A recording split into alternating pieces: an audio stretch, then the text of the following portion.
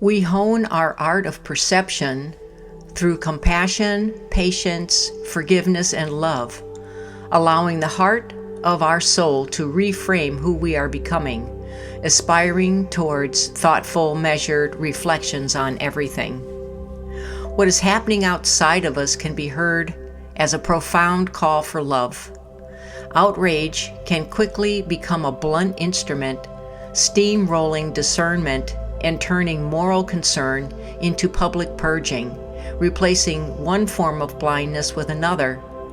In our urgency to call for accountability, we may unintentionally repeat the very pattern of broad judgment we hope to move beyond. When meaningful voices do not respond to a moment of public outrage, the silence is often filled with projection.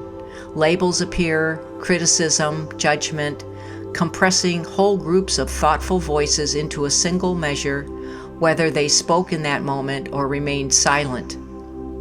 The ways people contribute to healing, clarity, and care are often broader and quieter than the demands of the moment allow. Yet when public reaction intensifies, speaking out can become a kind of litmus test for moral legitimacy, one that risks dismissing entire communities of thoughtful spiritual voices who have long dedicated themselves to the awakening of human consciousness.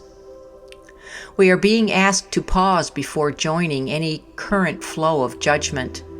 Love does not require us to abandon discernment, but it does ask our discernment remain clear and human, rooted in a deeper seeing.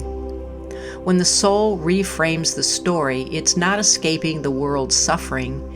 It's meeting it differently, with clarity strong enough to recognize harm and compassion deep enough that our humanity remains present as we respond.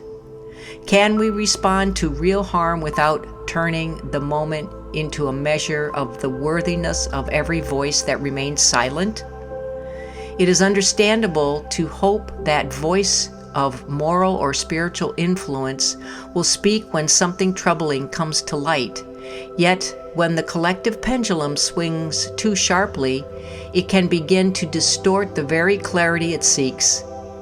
In that distortion, compassion can fade, even toward those who, for their own reasons, remain silent.